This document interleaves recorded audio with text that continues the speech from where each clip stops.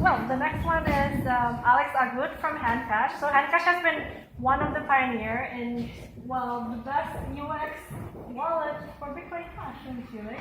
So yeah, they have handles, which is cool, where you can just send money to people with handles. So yeah, please welcome Agut from HandCash.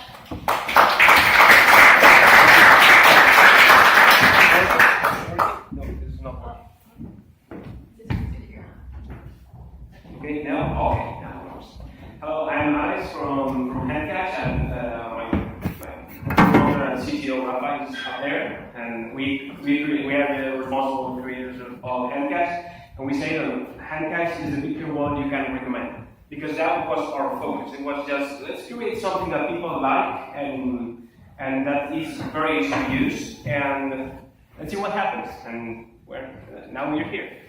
So I'm talking today about the concept that we call the new money. And I'm going to start by asking you, that's not mine. I'm going to start by asking you, any of you have seen the movie Ready Player One? Or read the book? Yeah, people in the audience? Okay. So, for those of you that haven't seen the movie, it talks about a dystopic future where the world sucks so much that people spend their lives and work and socialize inside a virtual world called Oasis.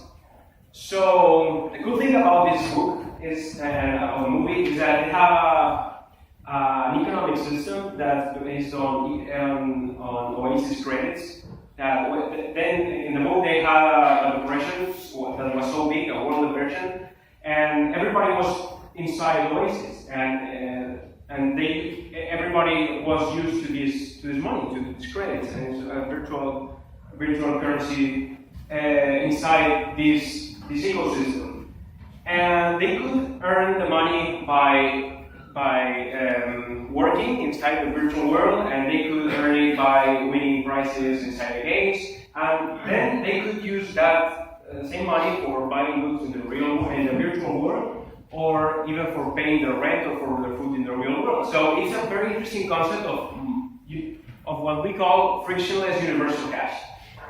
And that was a very inspiring vision for us to start this, what we call the new money movement, because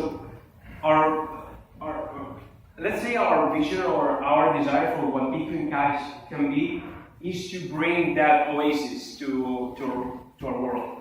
So, okay, so if we look at the current payment systems, we are still using these things, the credit cards, the PayPals, the buying wires, and they kind of work pretty well for paying coffee or this kind of not very complex transactions.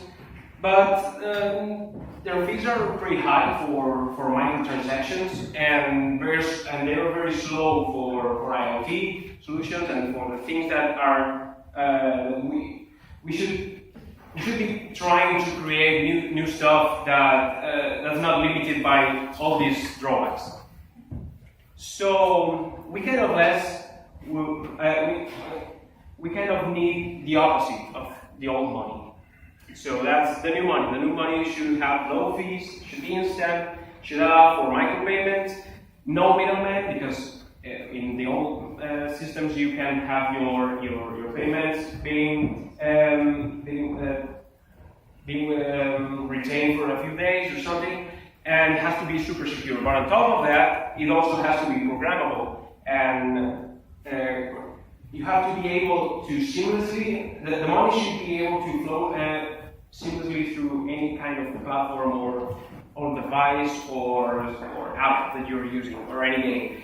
And the most important thing is that is sovereignty. And sovereignty means that you should always be in control of your money, anytime. So, to sum up, the new money is money that's available everywhere, but always under your control.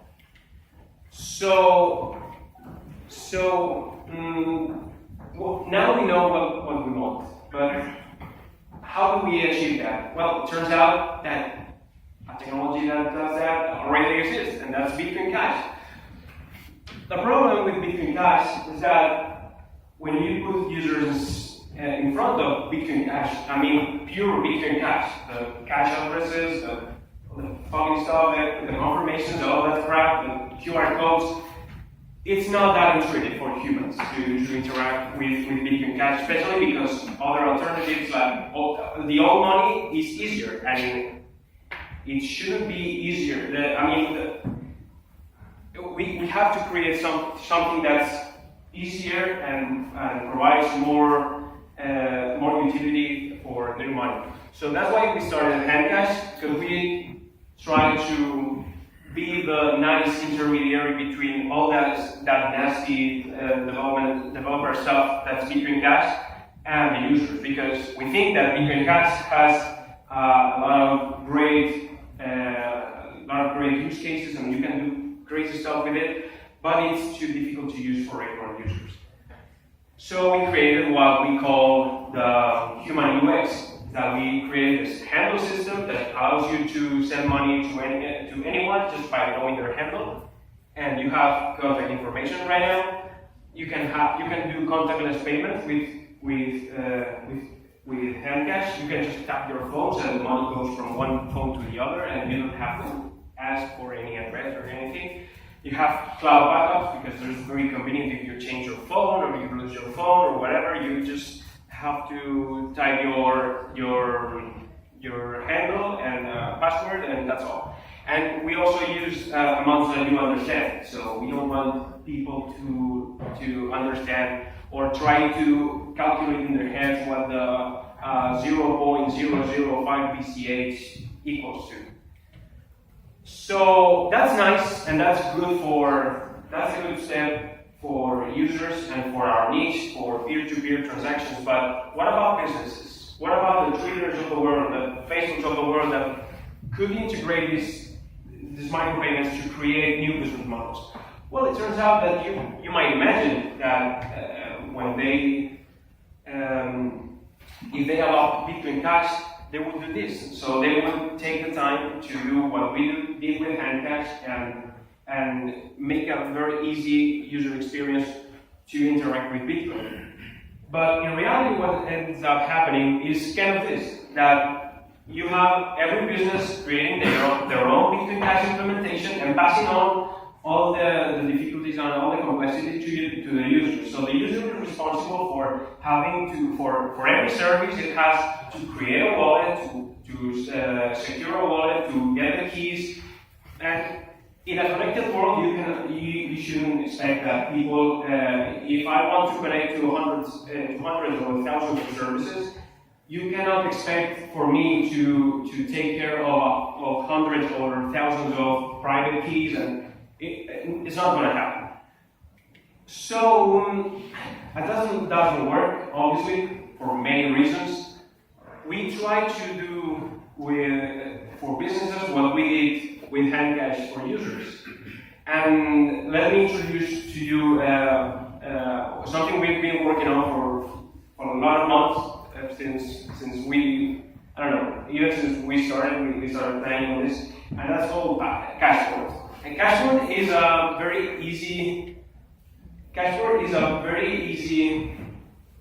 set of SDKs that you can integrate in a few minutes in any app or game or any platform or anyway, and you can integrate micropayments and Bitcoin Cash payments, and it takes care of all the complexity for the business. So the user connects with HandCash, and with HandCash they can just log into Cashboard. So it's a very friendly SDK that you can implement in Android and iOS or web right now, and it's free also. So we want you to start building your next apps using Cashboard, because replicating anything that's already using Bitcoin Cash will take minutes with Cashboard, because you don't have to take care of the Bitcoin part at all. You require zero Bitcoin knowledge, and I mean zero. It's a very, very easy SDK. And the cool thing is that the users just have their HandCash wallet, and they can log in with HandCash to your service. What happens is that for every purchase or anything that they do inside your service, the transaction happens in the background, and it charges your wallet instantly in the background. So, for example, if you connect HandCash with to yours account, for example, if you were possible, I guess it will be possible.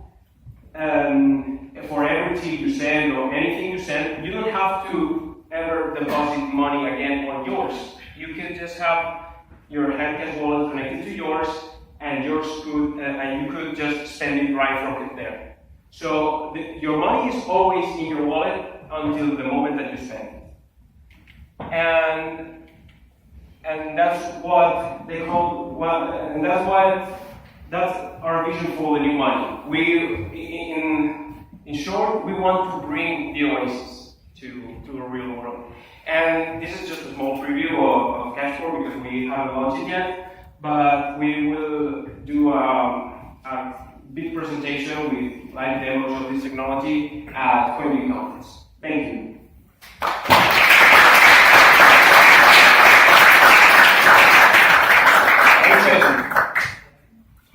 I'll go first. I've had a few questions ready to move on. So if I'm using Cashport as a business, do my customers need the HandCash app, or can they use Okay. They use I mean, you could, if you want to take the time, you can implement full Bitcoin Cash implementation and then have also Cashflow because it's also convenient for some things.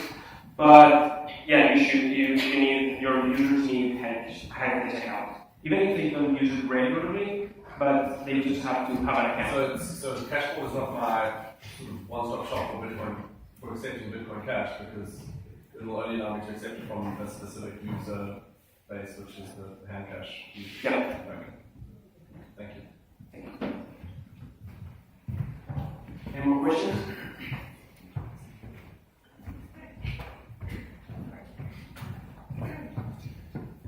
Hi. Have you ever considered any sort of B2B applications of this technology? So, for example, this is for micropayments, right? For example, I'm just throwing it out there, energy systems, because I think we're moving to a more decentralized energy network system, and a lot of network distributors are looking at micropayments from sort of the consumer to the grid. But obviously, that's not something consumers will control. That will be something that will be controlled mainly by a business, for example. Has there been any move to enter these markets? Yeah, sure. I mean, with Cashflow, you can integrate these into an IoT application for any. As long as there's a Bitcoin transaction, even if it's not a monetary transaction, but you can with Cashflow you can add data to the operator and all this stuff if you want just to send data. So you can use the Bitcoin Cash network for any reason that you want. So you don't have to set up servers and you don't have to set up many stuff from Bitcoin, and you don't have to maintain Bitcoin. So it does have to be a Bitcoin Cash, or it's No, be white label software. This application only works on the Bitcoin network, or Bitcoin Cash network, because it's the only one that allows for this kind of technology. And we have all the technology done, because although it's very easy for users and for businesses to implement this, it's very complex in the background. Everything that it does, there's shared secrets and some nasty stuff that Craig, when he enters the office and starts rambling around with new ideas. So we have some of that, and that's what makes it. So that's what makes it very, very interesting and very powerful, and also it's patented. So I don't think that we could do it anywhere else. Okay, thank you. That's not Bitcoin. Okay. Anyone else? No? Alright, please give a big round of applause.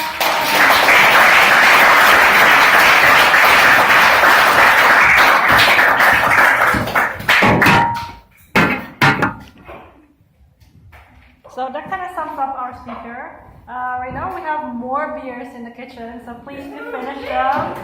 Thanks to Coingeek.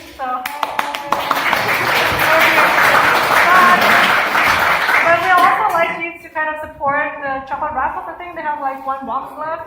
And it easily doubles your money, by the way, thanks to Craig for the donation. Because basically you're buying 5 pounds, you can get 10 pounds easily. So yeah, please do buy it. And there's food coming, so please stay for that as well and help me finish it, or else we'll have to buy, like, get all the boxes of pizza. So yeah, please do stay and enjoy. Thank you.